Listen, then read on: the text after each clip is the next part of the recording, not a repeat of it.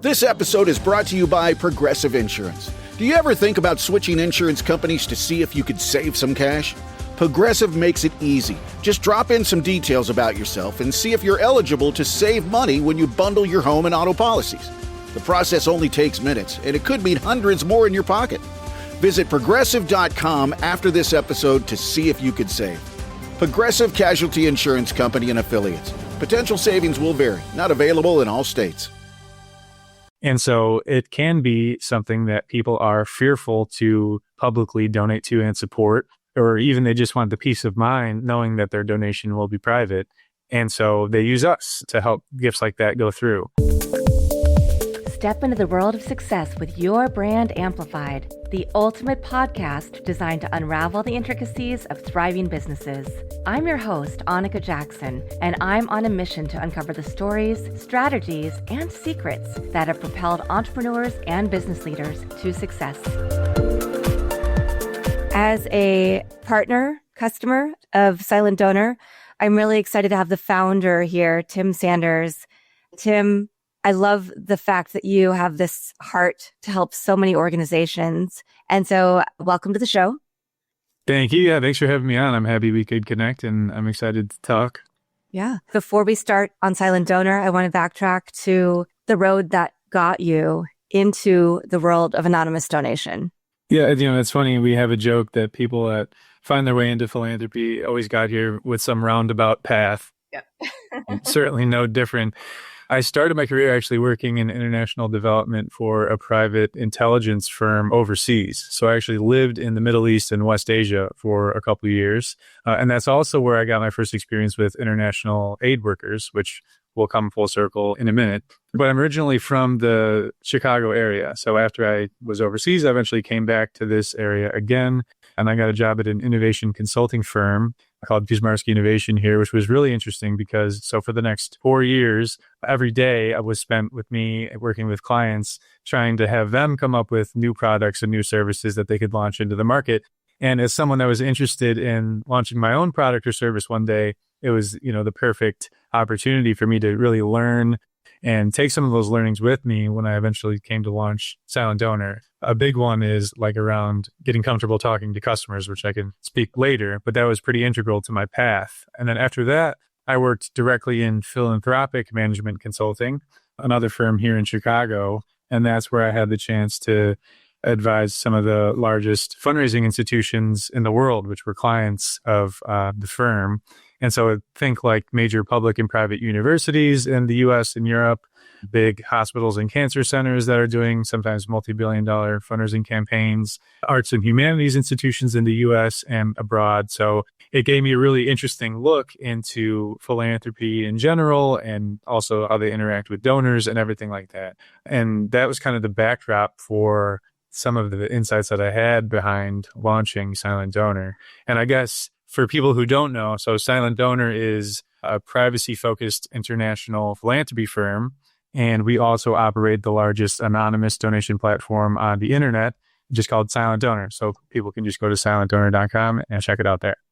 That's fantastic. I appreciate that you shared your journey, and how interesting was it that you had the opportunity to help others figure out their dreams so that then you could reverse engineer and figure out how to implement what you wanted to get into. So you said there was a full circle moment with working overseas with international development and aid workers. I'd love to hear about that. Was that part of the move to figuring out that propelled you to creating Silent Donor? Yeah, a little bit, because it's different to read about things that are going on in the world versus actually going over to that part of the world and seeing it yourself, or seeing people that live in a way that you have only just read about, more or less. And so it did have an impact in deciding from the beginning of Silent Donor, I wanted it to have an international reach. And very quickly on into the company's lifespan, we actually opened an office in Europe.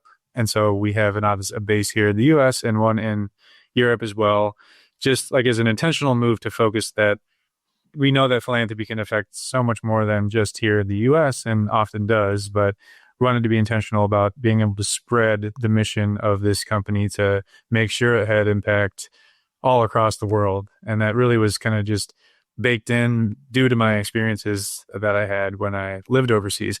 And it's cool every time, we partner with an organization that is not in the US. I always appreciate that too, because philanthropy is so huge here in the US as just a way of life. People don't even think twice about it, but it's definitely not as big in any other country around the world. So we have kind of a unique feel and landscape of philanthropy here that other countries don't embrace as much, but it's definitely growing, and we're happy to play a role in growing that overseas as well.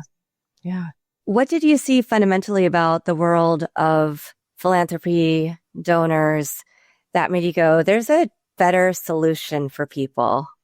Yeah, it came from a few different avenues, I would say. So first, just me personally as a donor, I had given a small donation for part of like a wedding gift for somebody. I was like a 20-year-old, so I was not giving a lot of money, but I didn't like how I was getting emails like every week, and I was getting a mail sent to my house on the back of this one donation. And a common practice for nonprofits too is to share access to their email list or sell access to other organizations. So now I was getting emails from organizations that I never even expressed an interest in supporting. And so I was just kind of put off by that for a little bit. And I did some research, and I found that the Better Business Bureau had like a whole page dedicated to helping people get off of charity email lists. So I knew it was like a frustration that other people were having. But I also saw other stories in the news about people being, kind of bombarded for where they're choosing to give their philanthropy after they give a public gift. And then the third kind of prong for my personal experience was I went to a Catholic high school, and I knew that there was a lot of religious donors that were interested in giving anonymous donations as well.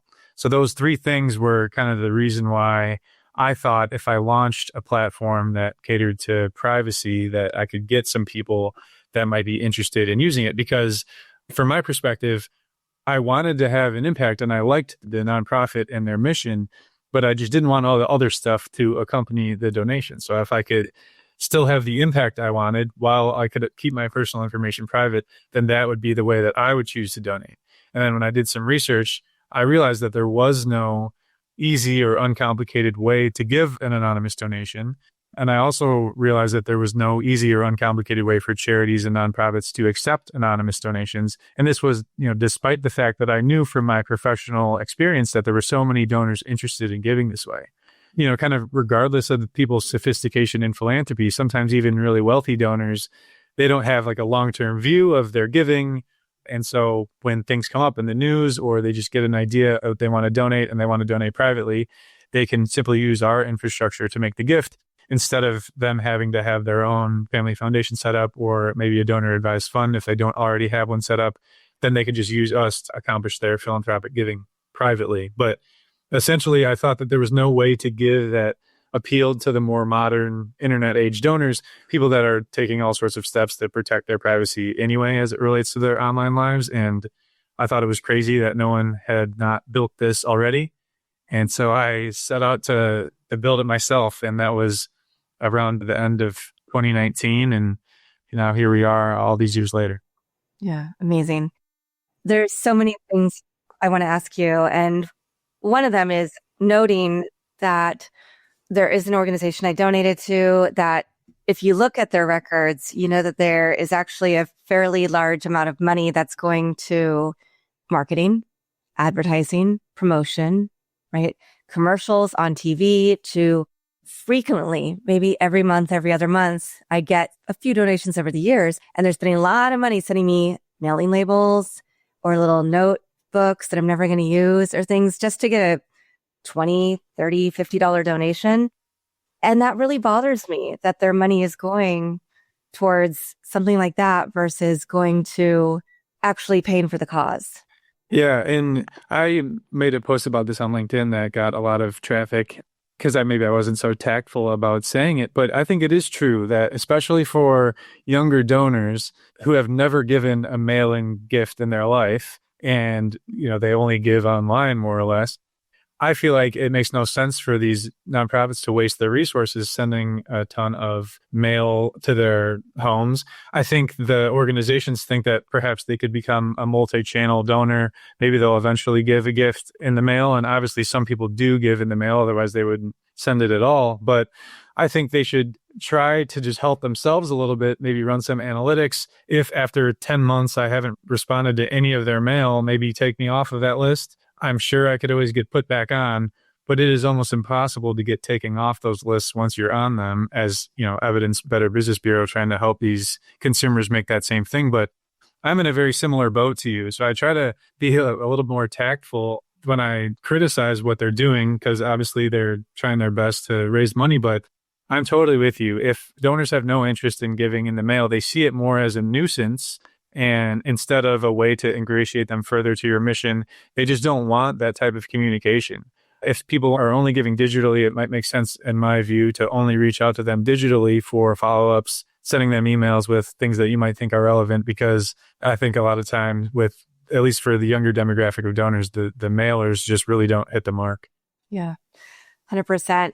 How hard was it to stand up your platform to actually, figure out exactly what the roadmap would look like, the user experience, onboarding donors, and then getting your message out?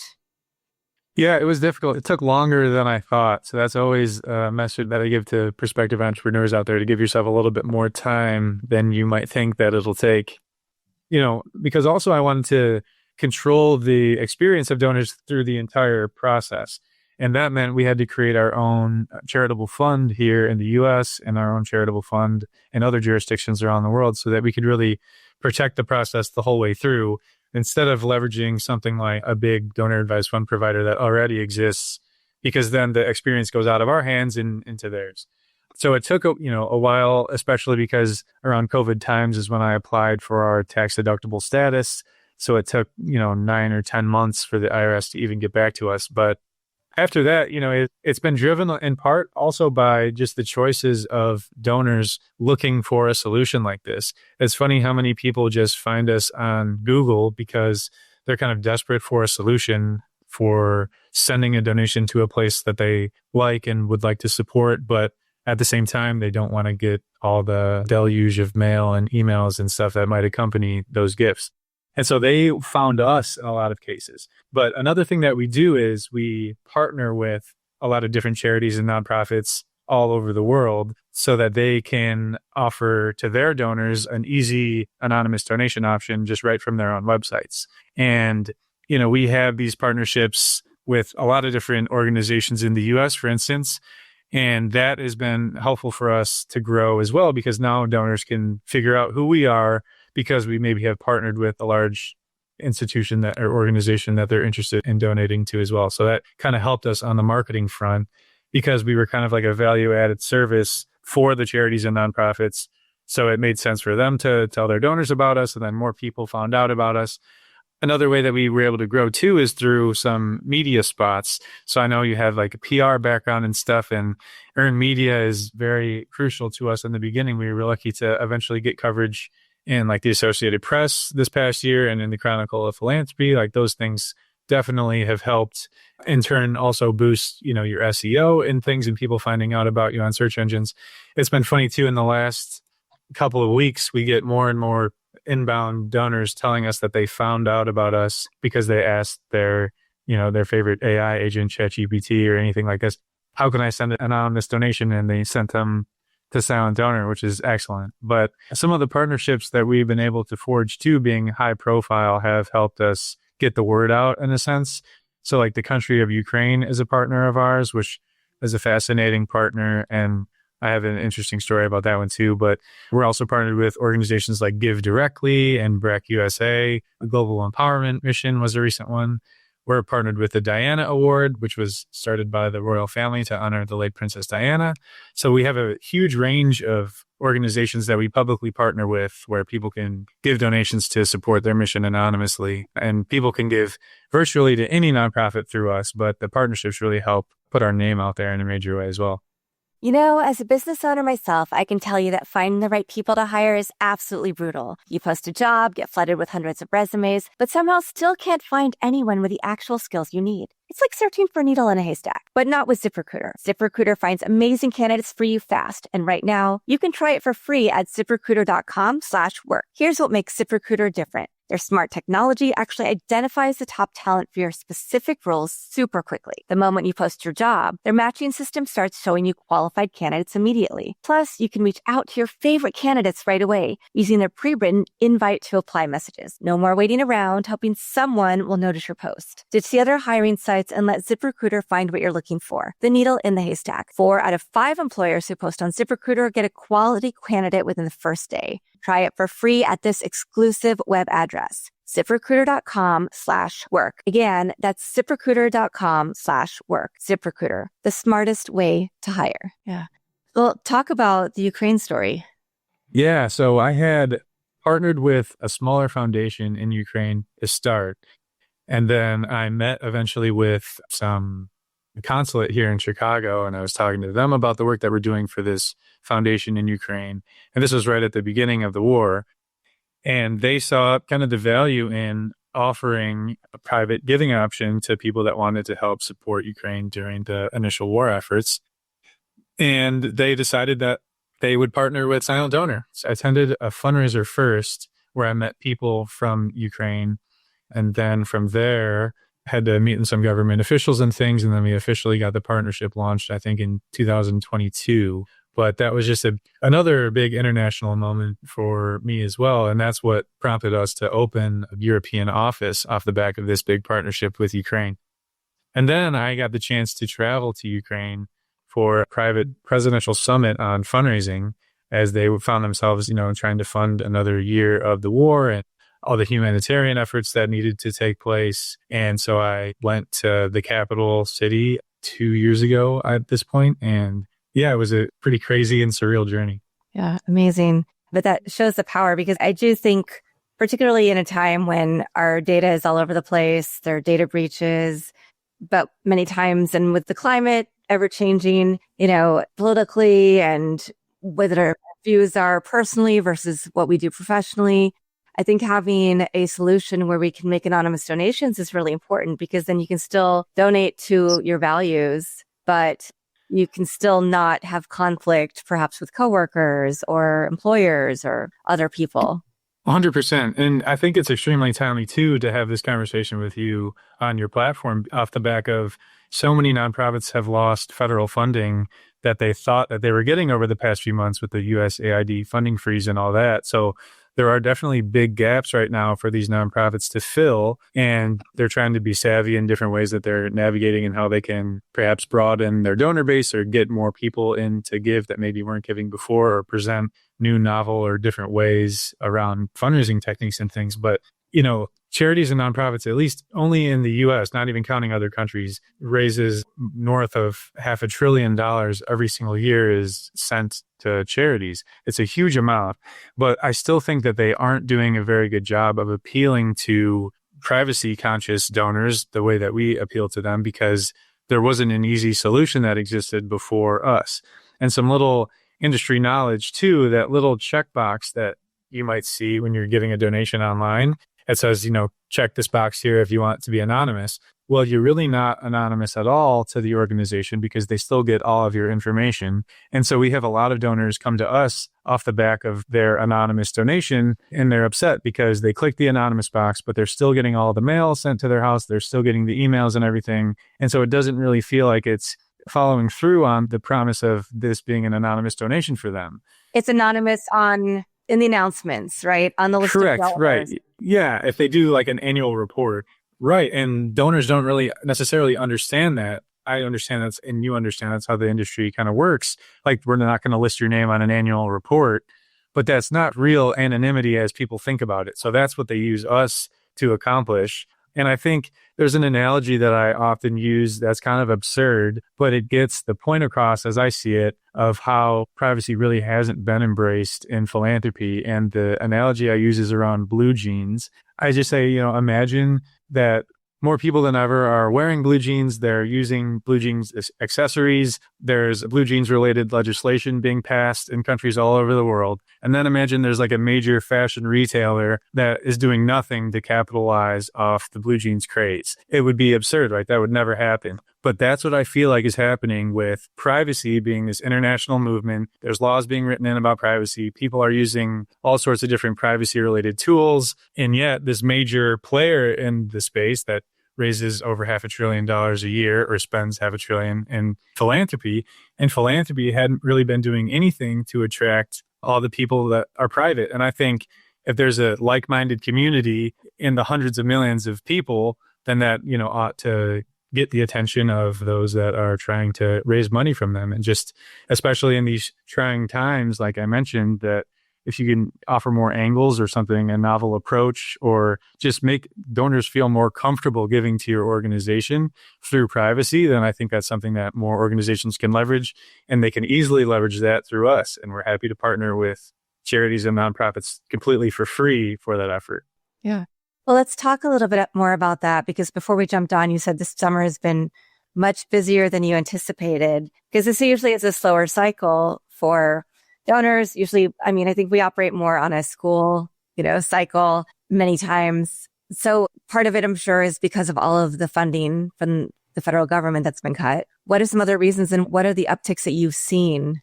Yeah, I think a huge reason was the federal funding cuts made so publicly. That got a lot of people interested in donating. What's been interesting too, we've seen a big surge in international donors actually stepping up. So that, say, a USAID program that worked in some region of the world, in Asia, for instance, now is no longer getting the funding that it once had. We've seen private donors step up in those countries to support those initiatives on their own, but they want to be anonymous for whatever reasons that they have. And so they've been able to give those through us. Again, going back to the fact that we're lucky we have that international presence where we can help these donors, mostly through our European office, but still able to have an impact there. So I think just the freeze in funding being so big, and for nonprofits being so open about the fact that their funding has been slashed to a level that they hadn't anticipated, I think that's been helpful in getting people to realize that now is the time to step up.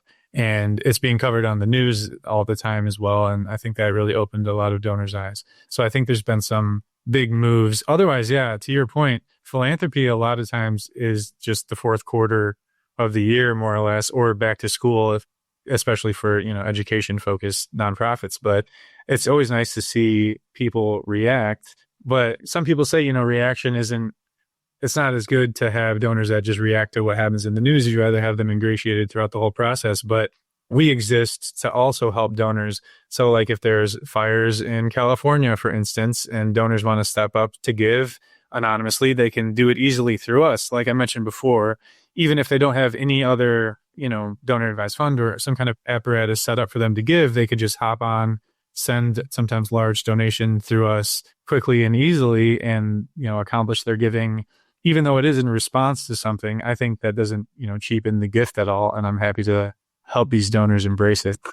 On our website, we have an ongoing list that we update every once in a while of when an organization receives a donation that's the largest donation in their organization's history. We include it on the list. So we have the donation amount, the institution, and how old the institution is, just to show that every donation on the list is within the last 3 or 4 years.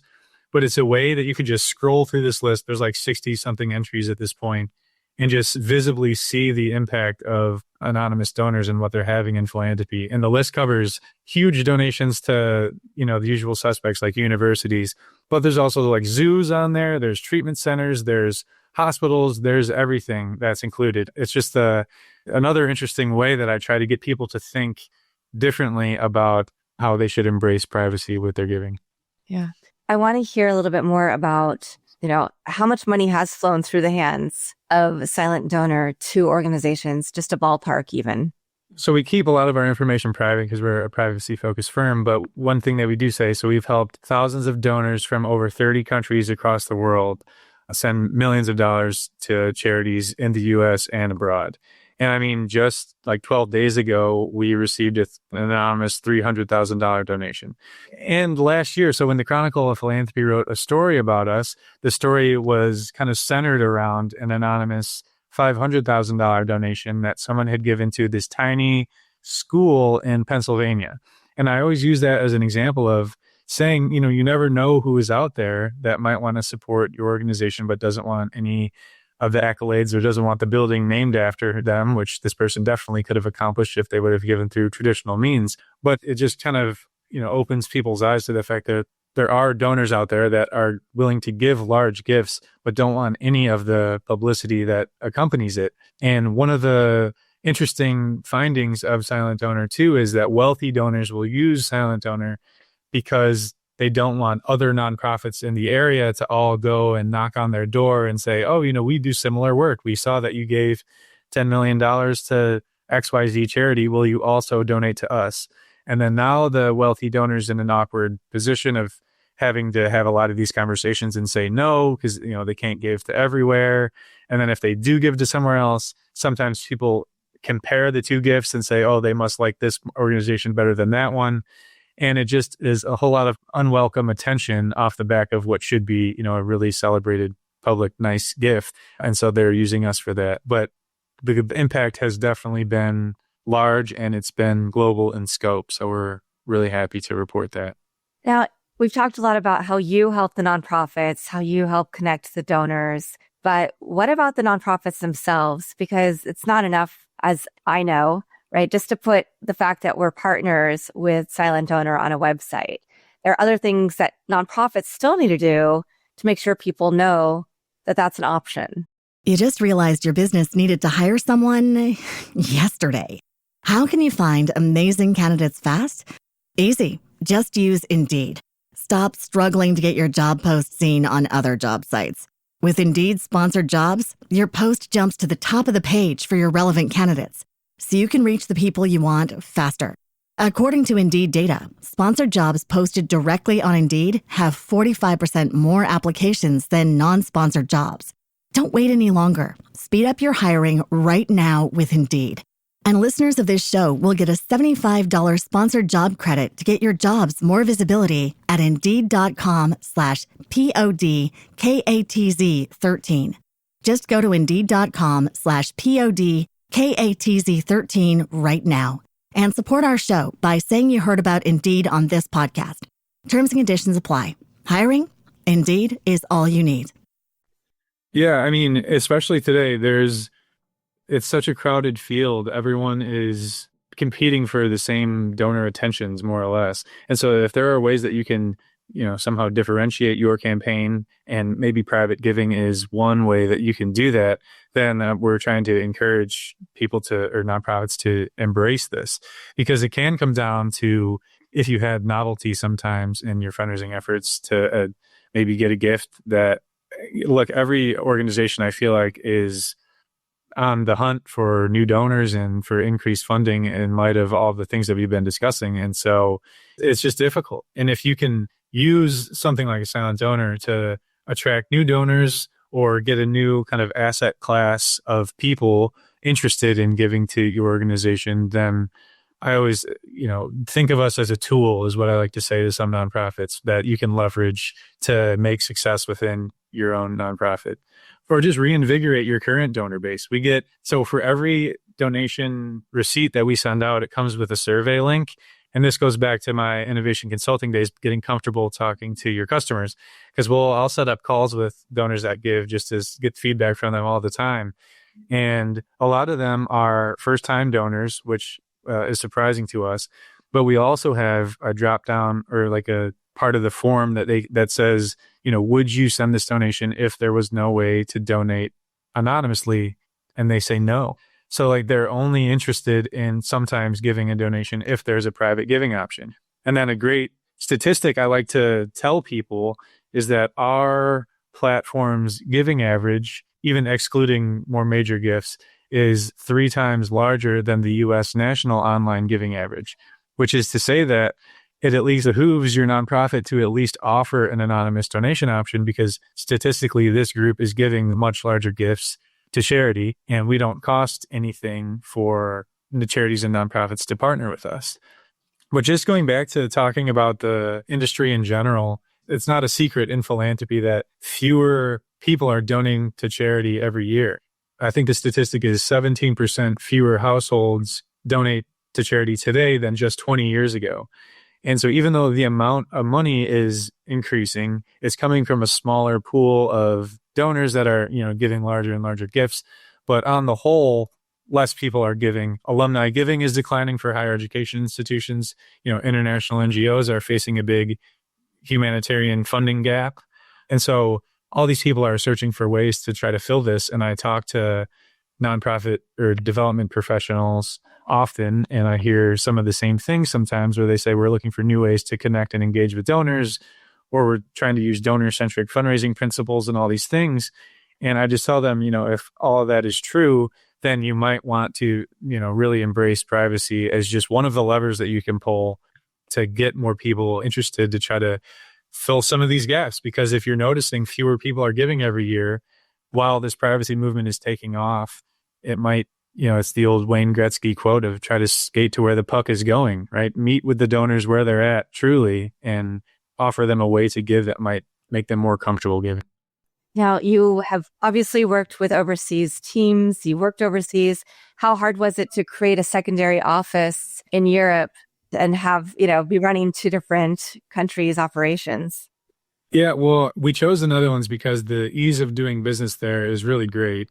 So that was much easier than I think a lot of other European countries. So really happy with our decision to go to the Netherlands. And since I'm in Chicago, there's a direct flight to Amsterdam. So that's very nice as well. It is different though, culturally, like I mentioned kind of towards the beginning of the call, where philanthropy just isn't as embedded in the culture in, most countries outside of the US and the world. But sometimes it's easier for us to connect with donors themselves than it is institutions over there. And so donors are looking for a solution and they find us, and then we have conversations and go from that way. But another way that we connect with donors too that I forgot to mention is we partner with some wealth advisory firms in the US and in Europe, so that when just as a value-added service, also free.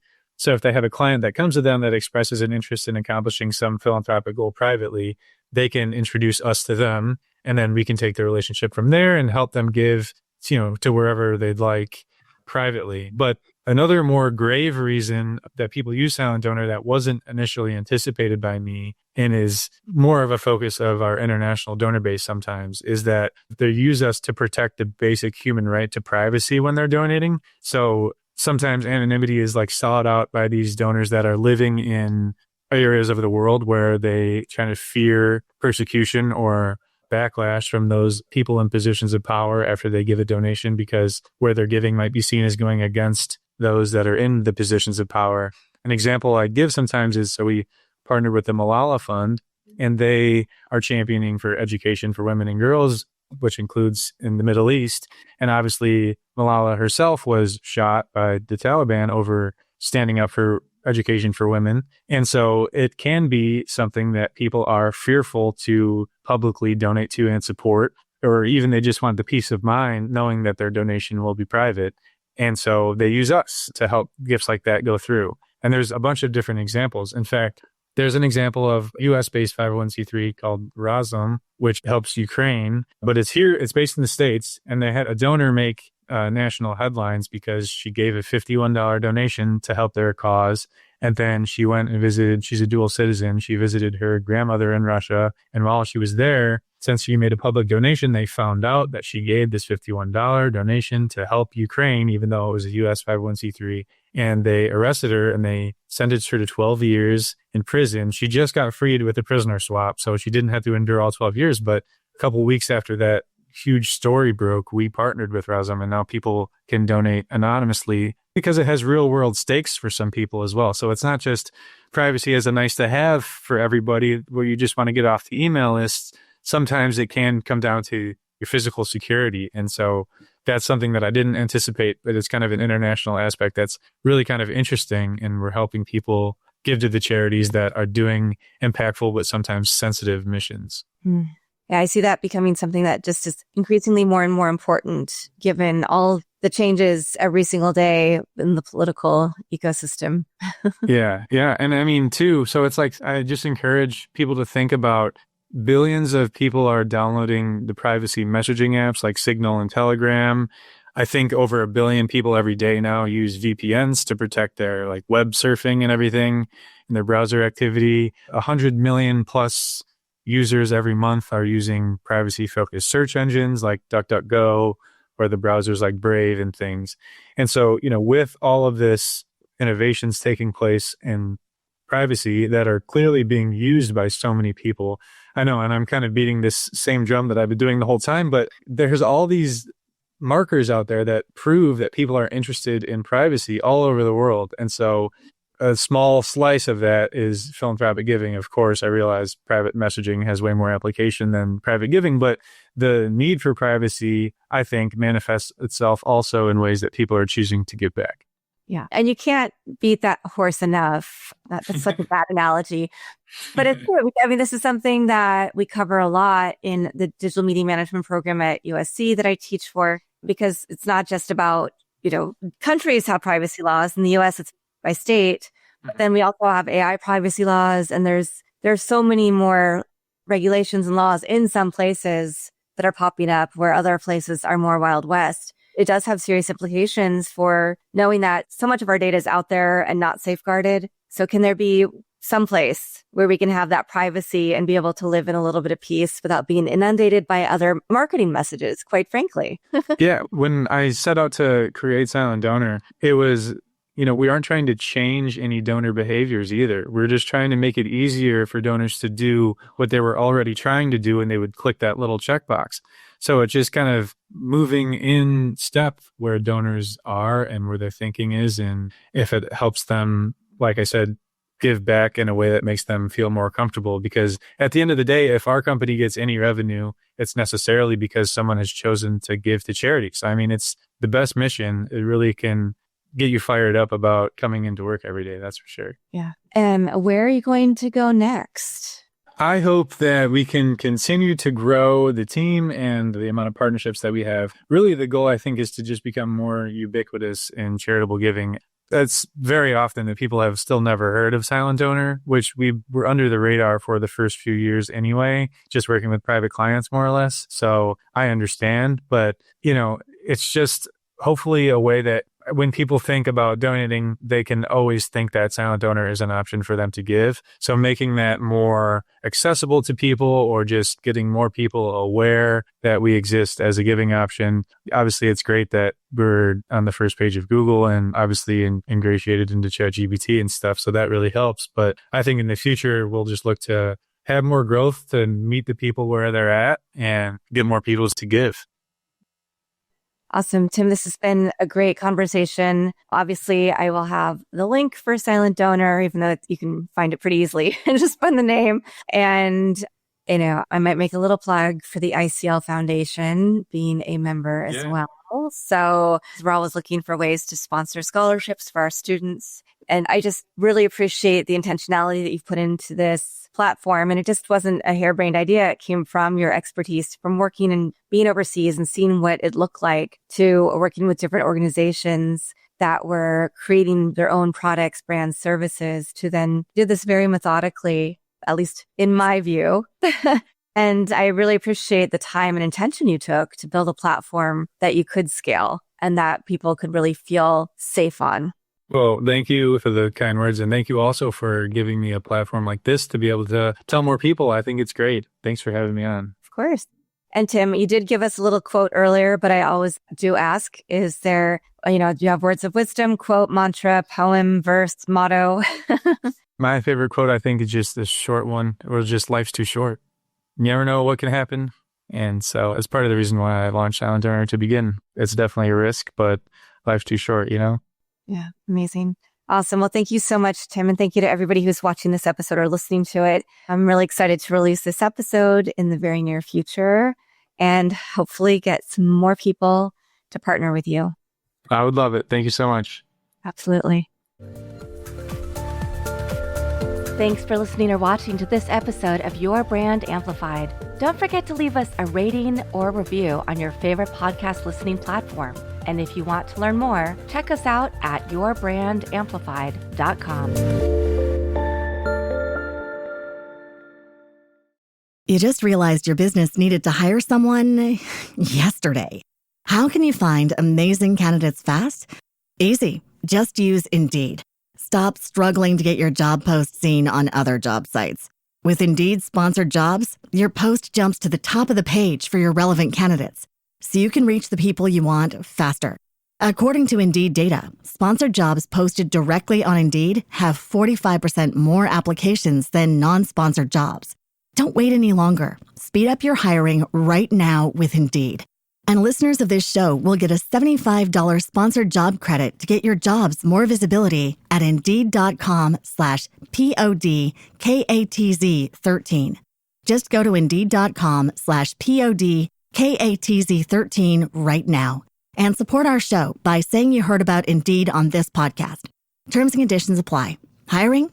Indeed is all you need.